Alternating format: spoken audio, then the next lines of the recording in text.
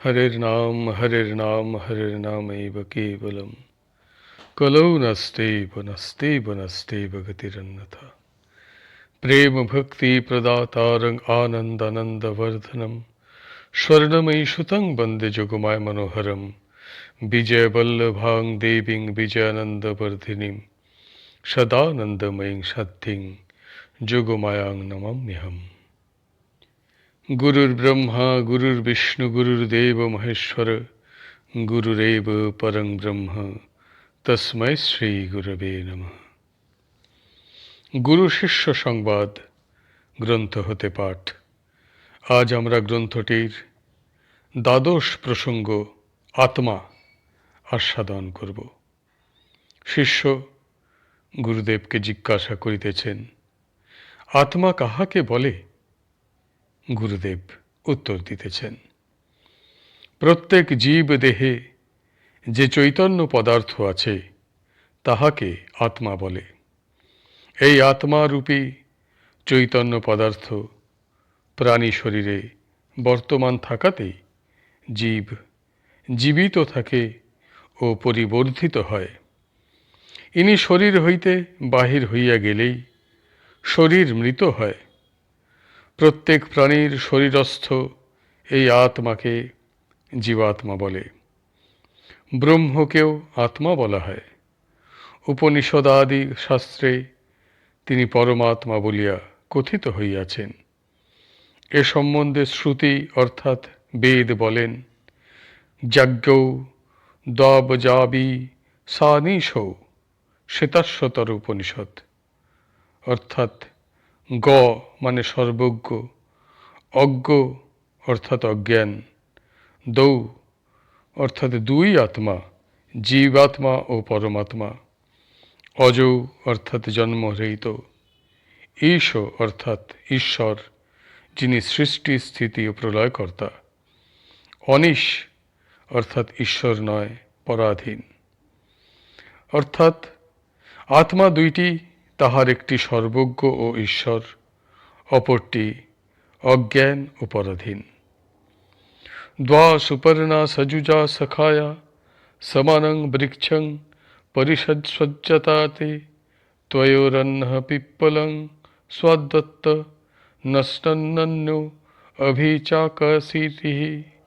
মুণ্ডক উপনিষদ ও শ্বেতাশ্বতর উপনিষদ।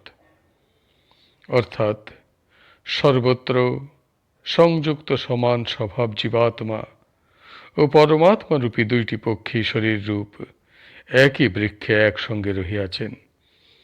তাহাদের একজন অর্থাৎ জীবাত্মা সাধু কর্মফল ভোগ করেন, অপরজন অর্থাৎ পরমাত্মা কর্মফল ভোগ না করিয়া কেবল সাক্ষী রূপে দর্শন করিয়া থাকেন।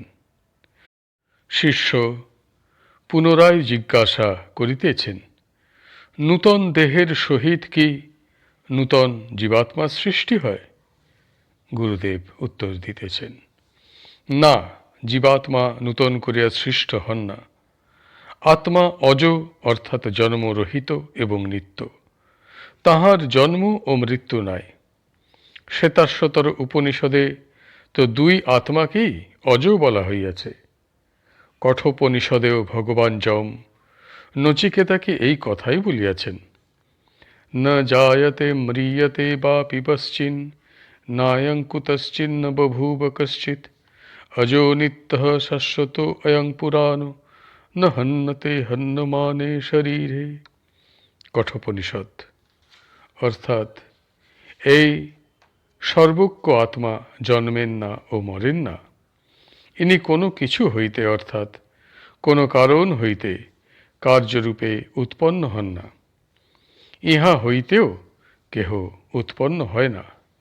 যেহেতু এই আত্মা অজ, নিত্য, শাশ্বত ও পুরানো, তাই শরীর বিনষ্ট হইলে ইনি বিনষ্ট হন না। ভগবান শ্রীকৃষ্ণ গীতাতে আত্মা সম্বন্ধে এই এক কথাই বলিয়াছেন।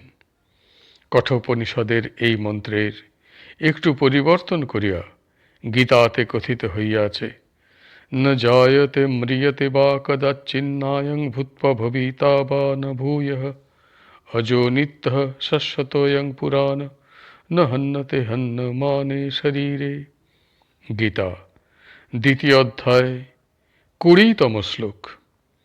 তিনি আত্মার অজত্ব ও নিত্যত্ব সম্বন্ধে আরও বলিয়াছেন, নৈনং ছিন্দন্তি শস্ত্রাণি নৈনং দহতি পাবকঃ ন চৈনং ক্লেদয়ন্ত্যাপো ন শোষয়তি মারুতঃ। গীতা দ্বিতীয় অধ্যায় 23তম শ্লোক। অর্থাৎ শস্ত্র সকল এই আত্মাকে ছেদন করিতে পারে না, অগ্নি ইহাকে দগ্ধ করিতে পারে না, জল ইহাকে দ্রব করিতে পারে না এবং বায়ু ইহাকে শোষণ করিতে পারে না। শিষ্য জিজ্ঞাসা করিতেছেন, জীবাত্মার স্বরূপ কি?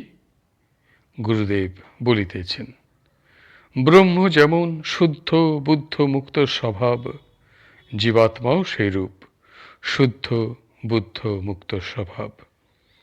ব্রহ্মের সহিত জীবাত্মার স্বরূপগত কোনো প্রভেদ নাই।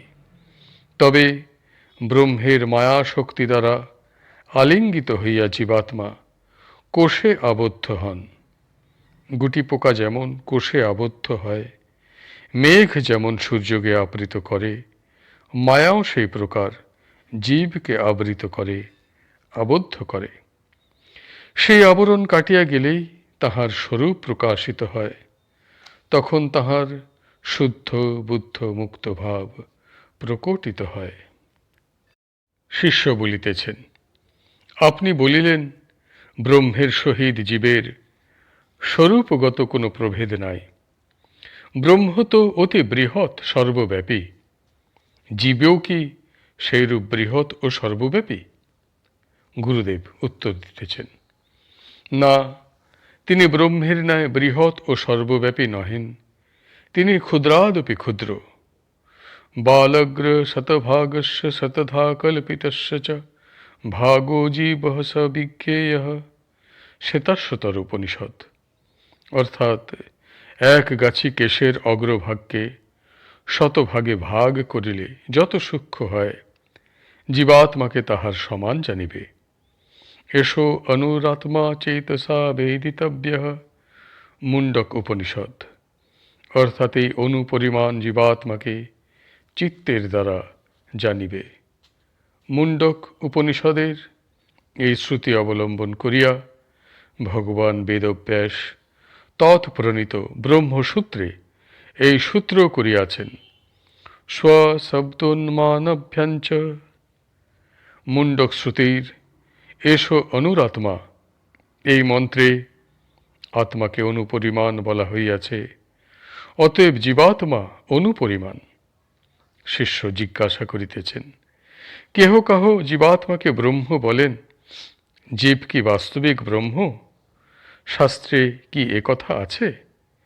গুরুদেব উত্তর দিতেছেন, হ্যাঁ, শাস্ত্রে কথা আছে। বৃহদারণ্যক উপনিষদে আছে, অয়ম আত্মা ব্রহ্ম, অর্থাৎ এই আত্মাই ব্রহ্ম। অন্য শাস্ত্রেও ইহার অনুরূপ কথা আছে। শাস্ত্রের একথা বলিবার অভিপ্রায় এই যে, পরমাত্মা ও জীবাত্মা উভয়ই চৈতন্য পদার্থ, উভয় অজ, নিত্য, শাশ্বত ও পুরাণ। উভয়ের মধ্যে স্বরূপত কোনো প্রভেদ নাই, তবে শক্তিতে পরিমাণে প্রভেদ যথেষ্টই আছে। ব্রহ্ম বা পরমাত্মা বৃহৎ বিভু স্বভাব, আর জীব ক্ষুদ্র অনুস্বভাব। জীব ব্রহ্মের অংশ। বৃহৎ অগ্নি এবং তাহার স্ফুলিঙ্গ উভয়ই অগ্নি, একটি বৃহৎ আর একটি ক্ষুদ্র। অগ্নি দুই। স্ফুলিঙ্গকে অগ্নি বলিতে কি দোষ হয়? কদাচ নহে। স্ফুলিঙ্গকে অগ্নি বলিলে যেমন দোষ হয় না, জীবাত্মাকে ব্রহ্ম বলিলেও সেইরূপ দোষ হয় না। উপনিষদাদি শাস্ত্রে এইভাবে, এই অর্থেই জীবকে ব্রহ্ম বলা হইয়াছে।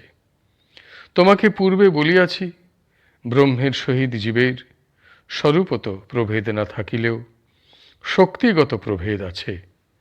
ব্রহ্মসূত্রে ভগবান বেদব্যাস এ কথা পরিষ্কারভাবে বলিয়াছেন। ব্রহ্মসূত্রের চতুর্থ অধ্যায়ের চতুর্থ পাদে তিনি যে সূত্রের দ্বারা এই কথা প্রমাণ করিয়াছেন তাহা শোনো। জগদ ব্যাপার বর্জং প্রকরণাদ সন্নিহিতাচ্চ ব্রহ্মসূত্র। অর্থাৎ মুক্ত জীবের জগৎ ব্যাপার অর্থাৎ জগতের সৃষ্টি স্থিতি ও সংহার করিবার শক্তি হয় না। মুক্ত জীবের কেবল ভোগ বিষয়ে ব্রহ্মের সহিত সমতা হয়। ভোগমাত্র সাম্য লিঙ্গাচ্চ ব্রহ্মসূত্র। অর্থাৎ ভোগ বিষয়ই কেবল মুক্তাত্মার ব্রহ্মের সহিত সমতা হইয়া থাকে। এ বিষয়ে শ্রুতির প্রমাণ শোনো। সো অশ্নুতে সর্বান কামান সহ ব্রহ্মণা বিপশ্চিতা তৈত্তিরীয় উপনিষদ। অর্থাৎ স মুক্তাত্মা বিপশ্চিতা অর্থাৎ সর্বজ্ঞ, ব্রহ্মণা সহ অর্থাৎ ব্রহ্মের সহিত, সর্বান কামান অর্থ সর্বপ্রকার কাম্য, অশ্নুতে অর্থাৎ ভোগ করিয়া থাকেন। আজকের পাঠ এখানেই সমাপ্ত হল। হরি বল, হরি বল, হরি বল। জয় গুরুদেব, জয় গুরুদেব, জয় গুরুদেব।